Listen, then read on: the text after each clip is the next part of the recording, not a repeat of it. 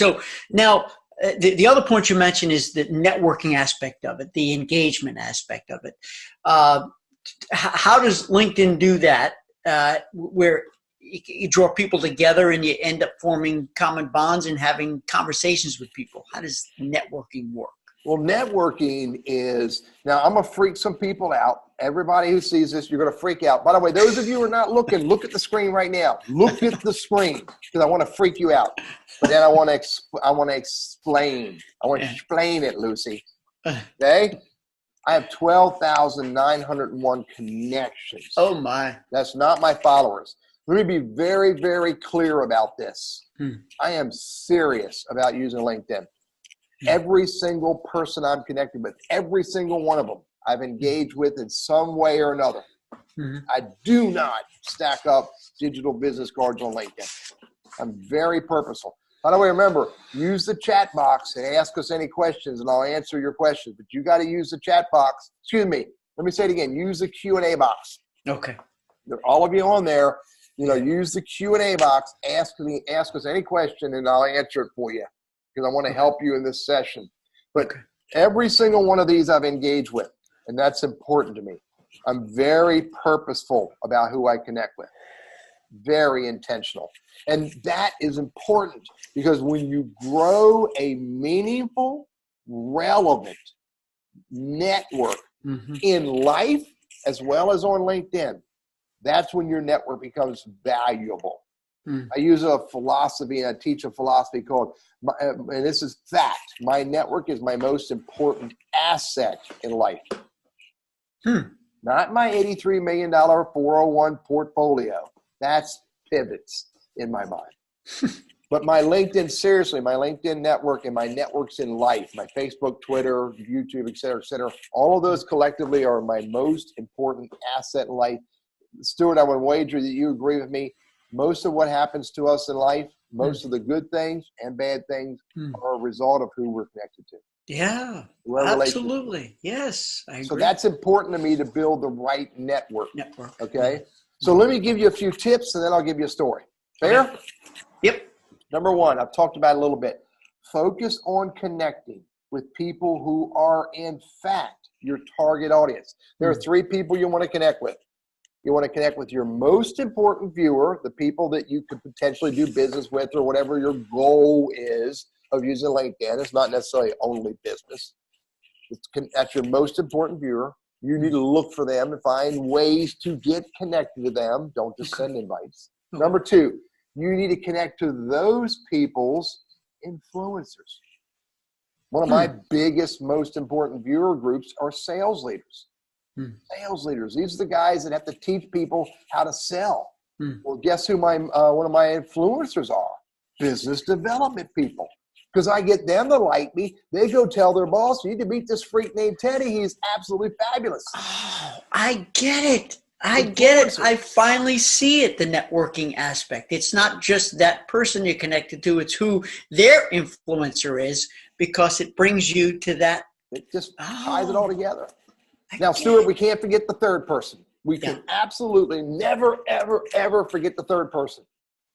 You need to connect with people you can help with no expectations of dollar. It's called Networking for Mutual Benefit. It's the title of my very first book, Network for Mutual Benefit. Because when I help someone else, and if I help someone else in a personal way, they are more likely to be willing and or able to help me. Do it with no expectations. Just do it, Teddy. And it doesn't need to cost money or be painful. You don't need to break out in a sweat. Yeah. Three people. Most important viewer influencers in your target and those that you can help. Here's a second tip. Do not accept every single invite you get. You do not need to connect with every Tom, Dick, and Harry, Stella, Leon, and Heather that are out there. You don't need to. Okay. Now, I have a very purposeful process for doing this, and I teach it in the mastermind group, and it works for me, and I got it to where it works easy and quick. But you've got to be purposeful. You do not need to connect with everybody who reaches out to you and goes, Stuart, I love you. Will you connect with me? That's crazy. That's crazy, man. Isn't there a movie about that? That's crazy. Purposeful connections. And if you don't know why they want to connect, ask. And I teach that, how to do that in the mastermind group. That's tip number 2. Let me give you one more tip. I think I have one more tip here. Yeah, ask. Here, I'll show it to you. If you're paying attention to the screen, are you looking? Because I'm going to show you some magic. All right? Yep. I want to ask Stella why she wants to connect with me. Okay? I got 80% of the people staring at the screen, Stuart. They're either staring at you or they're staring at my screen. But look, come on. Here's what you do. See this right here? Right here, folks. See all? Click on that. Now, every one of you that's on here, now you have magic others don't have. Check this out. From this page, it's called Manage Invitations. I can send a message. I can send him a message. I can send her a message. So if you don't know why they want to connect, ask before you connect. Wow. Never thought of that. Wow. That's why I make $83 million a year in my head, Stuart. But here, this is the stuff that I teach in the mastermind group. Let me tell you a quick story.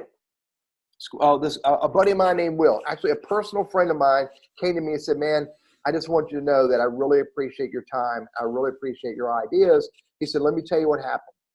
He said, I was looking to connect with people in a particular business, and I couldn't. I sent out invites. They weren't accepting. He said, so what I did was I went and looked. This is a good buddy of mine named Will. Will went out and looked, and he discovered that he knew people that are connected to the people he wants to connect with. So he calls up these people that he knows. There's one particular lady he told me a story about.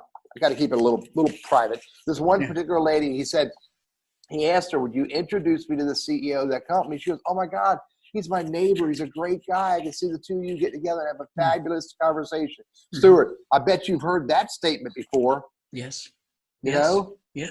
And so all he was trying to do was bang his way through LinkedIn and get connected, and it wasn't working. But when he reached out and found out that a lady he trusts, respects, and likes turns out to be a neighbor of the person he wants to connect with, it was unbelievable. He said, dude, networking on LinkedIn is magic. Stuart, this is the stuff we teach in the mastermind group. This is the stuff that changes people's lives.